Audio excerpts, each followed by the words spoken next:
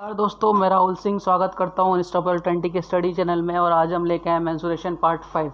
जैसा कि आपको पिछली 4 वीडियो में मैंने बताया था इक्विलेटरल ट्रायंगल के बारे में, और उम्मीद करता हूं कि आपको वीडियो अच्छी लगी होंगी। अगर आपको वीडियो अच्छी लगी तो वीडियो को लाइक कीजिए, शेयर कीजिए, चैनल को सब्सक्राइब कीजिए और बेल आइकन दबाना ना भूलिए। चलिए स्टार्ट करते हैं मेंसुरेशन पार्ट 5। कल एक क्वेश्चन आपके होमवर्क के लिए आपको दिया था, तो उसी क्वेश्चन को कंटिन्यू करते हैं। क्वेश्चन ने आपसे कहा था, एक समबाहु त्रिभुज इस प्रकार बनाया गया है कि त्रिभुज के दो शीर्ष वृत्त के व्यास को स्पर्श करते हैं। वृत्त का क्षेत्रफल 64 पाई है, तो त्रिभुज की भुजा ज्ञात करो।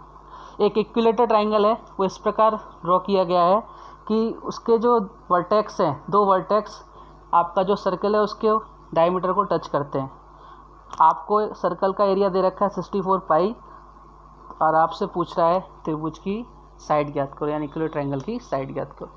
तो अगर मैं बात करूं, मैंने एक सर्कल ड्रॉ किया, एक व्यास बनाया, डायमीटर बनाया, तो इस तरह से कोई डायग्राम बनेगा। ये एक इक्विलेटरल ट्रायंगल हो गया। इसके दो वर्टेक्स इसके व्यास को टच कर रहे हैं, डायमीटर को, और एक वर्टेक्स हमेशा इससे बाहर ही रहेगा। तो चलिए आपसे कहना चाह रहा है, आपको दे रखा है इस सर्कल का एरिया। इस सर्कल का एरिया क्या होता है? पाई आर स्क्वायर, और आपको इसकी वैल्यू कितनी दे रखी है? 64 पाई। पाई से पाई कैंसिल आउट, और आर की वैल्यू कितनी आ गई? देखिए यहाँ से 8। यानी अगर मैं आर की बात करूँ तो यहाँ से यहाँ तक की वैल्यू कितनी आ गई? 8। इसका डायमीटर कितना आ गया? 8 + 8 कितना हो गया? 16। तो यानी हमारा डायमीटर कितना आ गया? 16। और डायमीटर अगर 16 आ गया तो हमारी साइड, ये डायमीटर इसकी साइड ही है, तो हमारी साइड भी कितनी आ गई? 16। तो हमारी साइड भी कितनी आ गई बच्चों? 16। और 16 साइड आ गई, और यही आपसे पूछ रहा था, साइड कितनी आ गई यहाँ से? 16। आ रही है बात समझ में? हमने कुछ भी नहीं किया। क्वेश्चन में गिवन था एक सर्कल है, उसकी आपको एरिया दे रखा है 64 पाई, और आपको एक व्यास दे रखा है, जो वर्टेक्स उसके दो व्यास, जो उसके दो वर्टेक्स है व्यास को टच कर रहे हैं। तो हमने यहाँ से रेडियस निकाली। पाई आर स्क्वायर होता है किसी भी सर्कल का एरिया, और आपको दे रखा है 64 पाई, तो आर की वैल्यू कितनी आ गई? 8। अगर रेडियस 8 आ गई तो डायमीटर कितना आ जाएगा? 16। और 16 जो डायमीटर है वही इसकी साइड है, तो हमारी साइड कितनी आ गई? 16 सेंटीमीटर। आई होप कि आपको समझ में आया होगा। चलिए बढ़ते हैं नेक्स्ट क्वेश्चन की तरफ, आपकी स्क्रीन पर है। देखिए क्वेश्चन क्या कह रहा है। क्वेश्चन आपसे कहना चाह रहा है कि 24 सेंटीमीटर परिमाप वाले समबाहु त्रिभुज का केंद्र जी है, तो ए जी की लंबाई क्या होगी? यानी एक इक्विलेटरल ट्रायंगल दे रखा है, उसका पेरीमीटर दे रखा है 24 सेंटीमीटर, और जो हमारा सेंट्रोइड है उस इक्विलेटरल ट्रायंगल का वो जी है। तो आपसे ए जी की लंबाई पूछ रहा है। ये ए जी ओ जी ओ वाला ए जी नहीं है, ठीक है। चलिए देखिए इक्विलेटरल ट्रायंगल क्या होता है। ये इक्विलेटरल ट्रायंगल हो गया ए बी सी, मैंने इसको ए बी सी से डिनोट कर दिया। अच्छा बात करूँ मैं ए जी, तो देखो इसको मैंने एक माध्यिका ले ली। सेंट्रोइड क्या होता है? 3 माध्यिकाओं का प्रतिच्छेद बिंदु, यानी तीनों जो मीडियन है जिस बिंदु पर, जिस पॉइंट पर मिलती है वही कहलाता है जी। तो यानी अगर मैं यहाँ से कोई मीडियन खींचूँ, यहाँ पे होके जाएगी, ये मीडियन खींचूँ, यहाँ होके जाएगी, और ये वाली मीडियन खींचूँ, तो तीनों मीडियन जहाँ मिलती हैं उसे हम सेंट्रोइड यानी केंद्रक बोलते हैं। और ये जो केंद्रक होता है ये किसी भी मीडियन को 2:1 में डिवाइड करता है।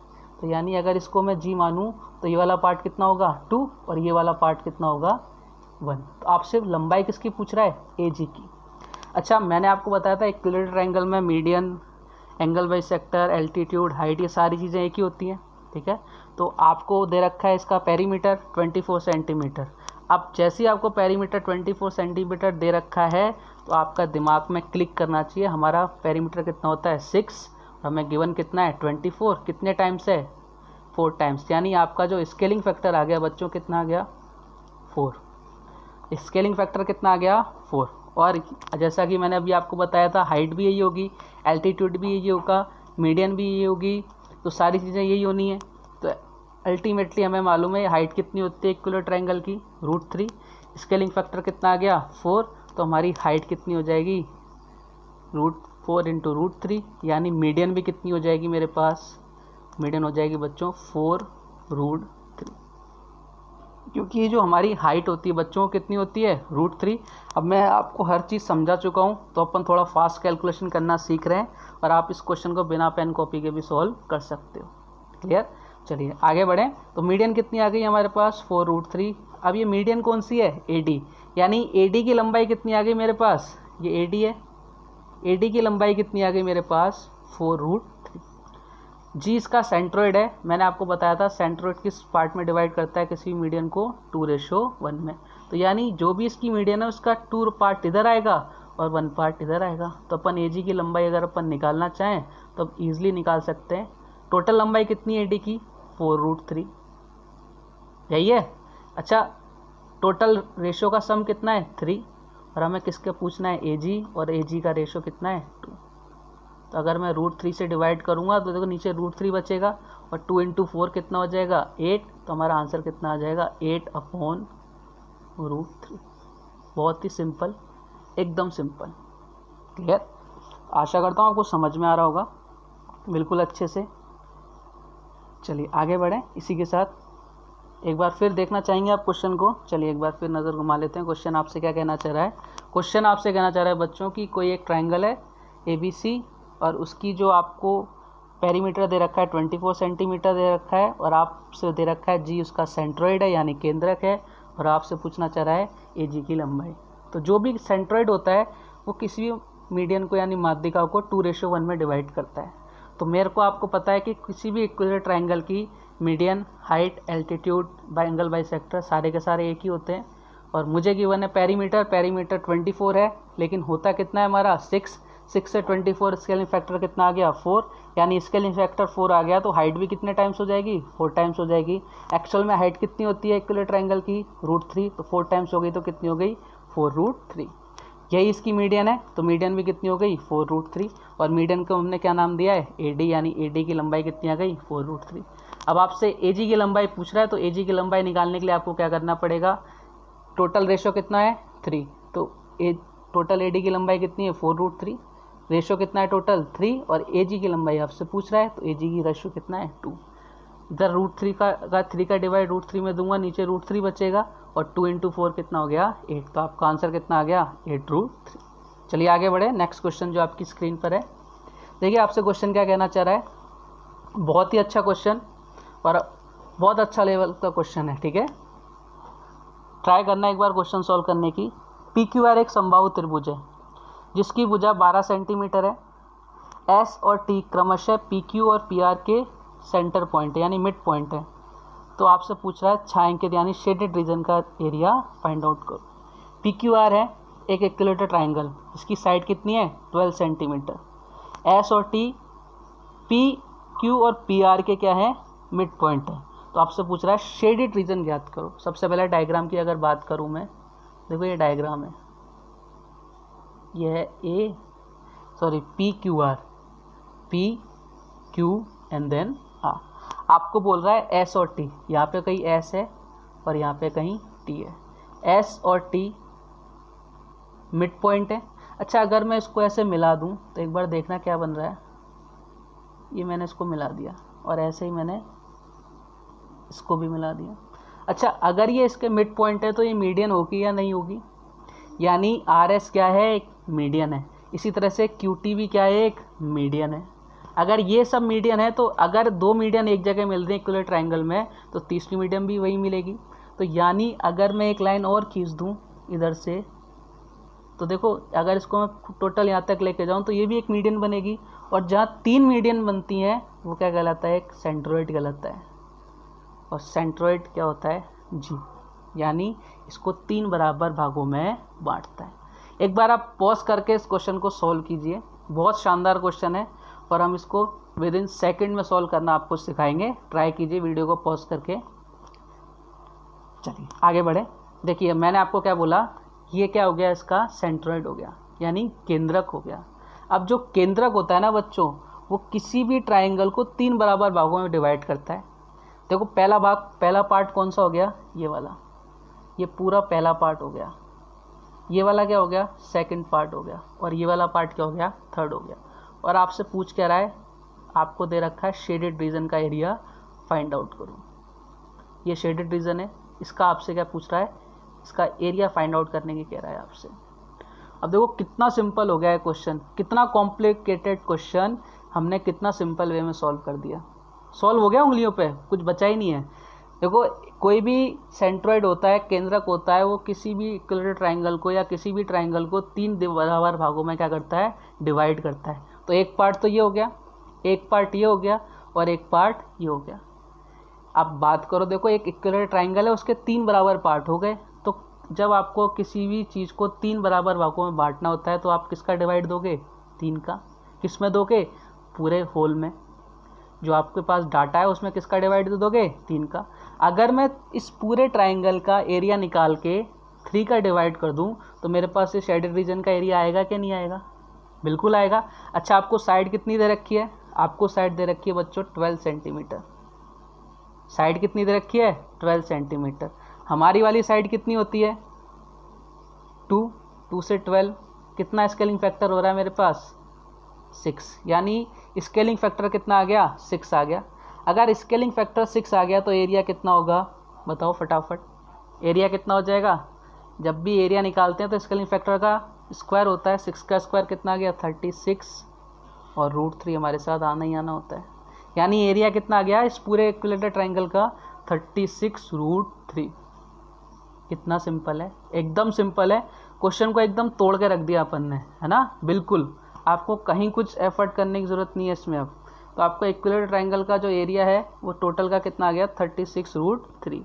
अगर आपका ये एरिया 36√3 आ गया तो आपको इस शेडेड रीजन का एरिया निकालना है, जो कि इस पूरे ट्रायंगल का कितना है, 1/3।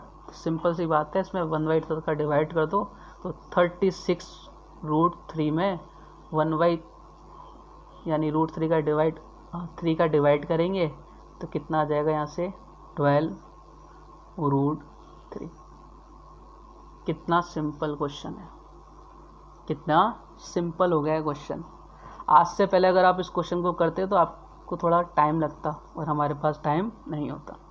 आ रही है बात समझ में, एक बार फिर से देख लीजिए, बहुत अच्छा क्वेश्चन है। कोई भी इक्विलेटरल ट्रायंगल दे रखा है आपको PQR, इसकी साइड दे रखी है 12 सेंटीमीटर और आपसे शेड रीजन का एरिया पूछ रहा है। S और T इसके क्या है, मिड पॉइंट है। जब S और T इसके मिड पॉइंट होंगे तो मिड पॉइंट को अगर मैं मिलाऊं तो मेरे पास मीडियन बनेगी। तो ये सारी मीडियन हो गई और जहाँ पे 3 मीडियन बनती हैं वही क्या कहलाता है, हमारा केंद्रक यानी सेंट्रॉइड। और सेंट्रॉइड क्या करता है, किसी भी ट्रायंगल को 3 बराबर भागों में डिवाइड करता है। तो इसके 3 बराबर भाग हो गए, पहला भाग ये हो गया, सेकंड पार्ट ये हो गया और थर्ड पार्ट ये हो गया। तो आपसे इस पार्ट का एरिया पूछ रहा है। यानी बेसिकली क्वेश्चन कहाँ चेंज होके आ गया कि आप किसी भी इक्विलेटरल ट्रायंगल का एरिया निकालो जो आपको गिवन है, उसका थर्ड पार्ट आप निकाल दो, वही आपका क्या होगा, आंसर होगा। देखिए साइड कितनी दे रखी है आपको, 12। हमारी साइड कितनी होती है, 2 से 12 जाने में कितना स्केलिंग फैक्टर हो रहा है, 6। यानी स्केलिंग फैक्टर कितना आ गया, 6। देन आपको एरिया निकालना है। तो मैंने आपको बताया था जब भी आपको एरिया निकालना हो तो स्केलिंग फैक्टर जो भी है उसका क्या करते हैं अपन, स्क्वायर। तो 6 का स्क्वायर कितना हो गया, 36 एंड √3 तो आपका आना ही आना है, आपको बता चुका हूँ सारी चीज़ें।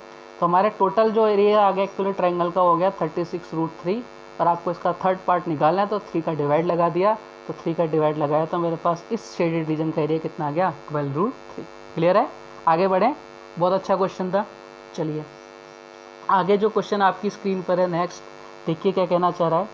क्वेश्चन आपसे कहना चाह रहा है कि 6 सेंटीमीटर भुजा वाले समबाहु त्रिभुज के कोनों को काटकर समषटभुज बनाया गया है, तो समषटभुज का एरिया क्या होगा।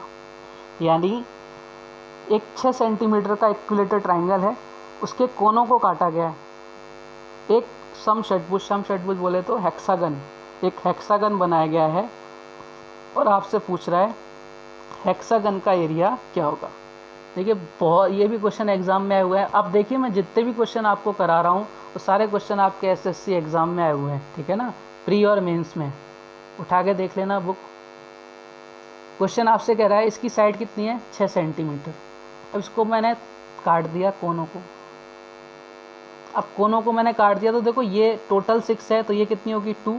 ये भी कितनी होगी, 2। ये भी कितनी होगी, 2। रेगुलर हेक्सागन है, रेगुलर हेक्सागन की सारी साइड क्या होती हैं, सेम होती हैं। क्योंकि अगर ये 2 है तो ये भी 2 होगी, ये भी 2 होगी, ये भी 2 होगी और ये भी 2 होगी। यानी एक हेक्सागन जो रेगुलर हेक्सागन है उसकी पर साइड कितनी आ गई, ये भी 2, ये भी 2, ये भी 2, ये भी 2 और ये भी 2। ठीक है, तो चलिए हमारे पास रेगुलर हेक्सागन आ गया। अब एक रेगुलर हेक्सागन यानी समषटभुज की एक बहुत ही शानदार बात आपको मैं बताने जा रहा हूँ। कोई भी रेगुलर हेक्सागन हो,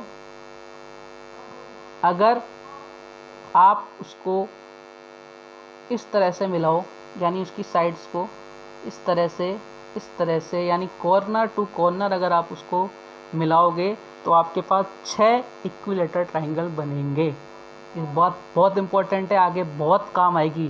वापस से देख लो, किसी भी रेगुलर हेक्सागन को यानी समषटभुज के कॉर्नर को आप मिलाओगे, तीनों कॉर्नर को आप मिलाओगे तो आपके पास 6 इक्विलेटरल ट्रायंगल आपके बनेंगे। तो अगर आपके पास 6 इक्विलेटरल ट्रायंगल बन गए तो देखो सारे इक्विलेटरल ट्रायंगल हैं, सबकी साइड सेम है, तो आप एक इक्विलेटरल ट्रायंगल का एरिया निकाल के उसको किससे मल्टीप्लाई कर दो, 6 से मल्टीप्लाई कर दो, वही आपका रेगुलर हेक्सागन का क्या होगा, एरिया होगा। देखिए कितना सिंपल हो गया। आपको कोई फॉर्मूला याद करने की ज़रूरत नहीं है, रेगुलर हेक्सागन का फॉर्मूला आप याद करो अलग से, कोई मतलब नहीं है। एक इक्विलेटरल ट्रायंगल से अपन इस पूरे टॉपिक को सॉल्व कर रहे हैं, केवल 5 इन्फॉर्मेशन के साथ जो मैंने आपको ड्राइव कराई थी। चलिए, तो यानी कहने का मतलब है कि आप इसके एक इक्विलेटरल ट्रायंगल का एरिया निकाल दो, 6 से मल्टीप्लाई कर दो, तो आपके पास क्या आ जाएगा, रेगुलर हेक्सागन का एक एरिया आ जाएगा। ठीक है, चलिए बात करते हैं अपन। अब देखो इसकी साइड कितनी आ गई, 2 2 2, यानी इसके अंदर कितने इक्विलेटरल ट्रायंगल हैं, 6, और एक की साइड कितनी है, 2। अगर जिस इक्विलेटरल ट्रायंगल की साइड 2 हो उसका एरिया कितना होता है, √3। और मैंने अभी आपको बताया था एक रेगुलर हेक्सागन में कितने इक्विलेटरल ट्रायंगल होते हैं, 6। अगर एक का एरिया √3 है तो 6 का कितना आ जाएगा, 6 से मल्टीप्लाई कर देंगे, 6 √3, यानी आपका जो हेक्सागन है, जो आपका समषटभुज है, उसका जो एरिया कितना आ गया, 6 √3। बताइए क्वेश्चन को कहा, किस क्वेश्चन ने क्या बोला था और इस क्वेश्चन को हमने किस में चेंज कर दिया। केवल एक थ्योरी पे अपन चल रहे हैं इक्विलेटरल ट्रायंगल की, आपको 5 इन्फॉर्मेशन मैंने दी थी, उसी पे बेस हमारा पूरा टॉपिक चल रहा है। और मैंने आपको बताया था इसकी बहुत वाइड एप्लीकेशन है, उन वाइड एप्लीकेशन में से एक एप्लीकेशन ये है। क्लियर है। कोई भी हेक्सागन हो, रेगुलर हेक्सागन हो यानी समषटभुज हो, उसके कॉर्नर टू कॉर्नर अगर पर उसको मिलाएं तो उसके अंदर 6 इक्विलेटरल ट्रायंगल बनते हैं।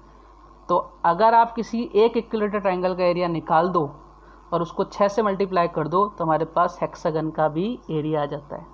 क्लियर। तो आपको कहीं भी कोई फॉर्मूला रटने की ज़रूरत नहीं है। क्लियर, आ रही है बात समझ में। चलिए आगे बढ़ें। आज का लास्ट क्वेश्चन जो आपकी स्क्रीन पर है, देखिए क्वेश्चन आपसे कहना चाह रहा है समषटभुज का एरिया वर्ग के एरिया के बराबर है। 2017 मीन्स का क्वेश्चन है ये। ठीक है, समषटभुज का एरिया वर्ग के एरिया के बराबर है तो दोनों के परिमाप का अनुपात याद करो। यानी रेगुलर जो हेक्सागन है उसका जो एरिया है वो एक स्क्वायर के एरिया के बराबर है। तो आपसे पूछ रहा है दोनों का जो पेरीमीटर है उसका रेशो आपको फाइंड आउट करना है। चलिए देखो, आपको मालूम है साइड नहीं गिवन है। जब साइड गिवन नहीं है तो अभी अभी अपन ने एरिया निकाला था रेगुलर हेक्सागन का, जिसकी साइड कितनी थी, 2, तो उसका एरिया कितना आ रहा था, 6 √3। समझाया था ना जस्ट इससे अभी पहले। तो यानी रेगुलर जो हेक्सागन है, हेक्सागन का जो एरिया है वो कितना है, 6 √3। क्यों है, जस्ट अभी आपको समझाया था। और आपको बोल रखा है ये जो हेक्सागन का एरिया है, ये एरिया किसके बराबर है, आपके स्क्वायर के बराबर है। यानी जो स्क्वायर है उसका एरिया भी कितना है मेरे पास, 6 √3। आ रही है बात समझ में। जस्ट अभी अपन ने किया था किसी भी हेक्सागन के अंदर 6 इक्विलेटरल ट्रायंगल होते हैं, अगर उसकी साइड 2 है तो उसका एरिया कितना आएगा, 6 √3। जस्ट इससे पहले अपन ने सीखा था। देखिए मैथ में लिंकिंग होती है। अगर आप चाहो कि आज का वीडियो देख के सीधे आप समझने लग जाओ तो नहीं समझ पाओगे। आज का वीडियो समझने के लिए आपको पिछली 4 वीडियो भी देखनी पड़ेगी। तो आप वो वीडियो देखिए सारी की सारी। चलिए आगे बढ़ें। तो यानी इसका एरिया कितना आ गया मेरे पास, 6 √3। बात करूं मैं स्क्वायर के एरिया की तो कितना होता है, साइड स्क्वायर यानी भुजा स्क्वायर, यही होता है। अगर मैं भुजा निकाल लूँ तो इसका परिमाप निकाल सकता हूँ इसका परिमाप, पेरीमीटर। तो मैं इसकी भुजा निकाल देता हूँ तो मुझे मालूम है इसका एरिया कितना होता है, a² किसके बराबर है, 6 √3 के।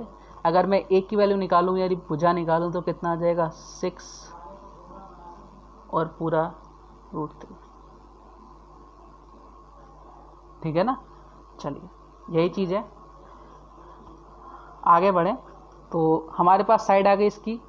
अगर मैं इसका पेरीमीटर की बात करूं तो इसका पेरीमीटर कितना होता है 4 इंटू साइड वर्ग का। तो 4 इंटू साइड करूँगा तो 4 इंटू साइड कितनी हो जाएगी, साइड कितनी आई 6। ये हमारे क्या आ गया, इसका पेरीमीटर आ गया P1 आ गया, किसका, स्क्वायर का। अच्छा अभी आपको बताया था जब आपने कोई साइड गिवन नहीं है तो हेक्सागन का जो हमारा पेरीमीटर है, हेक्सागन का जो पेरीमीटर है वो कितना होगा P2। साइड कितनी है 2। अगर साइड 2 है तो मैंने आपको बताया था पेरीमीटर क्या होता है। देखो अगर इसकी साइड 2 है रेगुलर है तो ये भी 2, ये भी 2, ये भी 2, ये भी 2, ये भी 2 और ये भी 2, टोटल पेरीमीटर कितना हो गया 12। तो हमारा पेरीमीटर कितना आ गया इसका 12। और आपसे पूछ रहे हैं इन दोनों का रेशो, यानी हेक्सागन का रेशो पेरीमीटर का और स्क्वायर का। तो कितना आ गया इसका, हेक्सागन का कितना आ गया 12 और इधर कितना आ गया, हेक्सागन का हमारा कितना आ गया, ये हमारा हेक्सागन हो गया और ये हो गया हमारा स्क्वायर। हेक्सागन का जो पेरीमीटर आया वो 12 और स्क्वायर का कितना आया 4। देखो 4 से कितनी बार 3 टाइम्स और 3, तो हमारा रेशो कितना आ गया 2017 मीन्स। बहुत ही सिंपल है, कोई और कंसेप्ट अपन यूज़ कर रहे हैं नहीं। मैंने आपको बताया था मैं बहुत वाइड एप्लीकेशन बताऊंगा इस तरीके की, इस यूनिक कंसेप्ट की। तो अभी अपनी शुरुआत हुई है अच्छे क्वेश्चनों के साथ। मैं आपको टोटल 50+ क्वेश्चन कराऊंगा जो एसएससी प्री और मेंस में आए हुए हैं, और आपको समझ में आएगा कितना वाइडेस्ट यूज है इस कंसेप्ट का। तो आशा करता हूँ आपको ये वीडियो अच्छा लग रहा होगा। अगर आपको वीडियो अच्छा लग रहा हो तो एक बार फिर से आपसे कहना चाहूँगा कि चैनल को शेयर कीजिए, सब्सक्राइब कीजिए और वीडियो को लाइक कीजिए और बेल आइकन ज़रूर दबाइए। तो जाते जाते एक क्वेश्चन आपके होमवर्क के लिए आपकी स्क्रीन पर ये रहा, ट्राई करना। अच्छा क्वेश्चन है, अब सारे क्वेश्चन बहुत अच्छे लेवल के लेके आएंगे अपन आपके लिए। तो मिलते हैं फिर दोस्तों नेक्स्ट वीडियो के साथ। Thank you very much. स्वस्थ रहिए, सुरक्षित रहिए, be safe, stay at home और अनस्टॉपेबल 20 को लाइक कीजिए, शेयर कीजिए, सब्सक्राइब कीजिए। Thank you very much.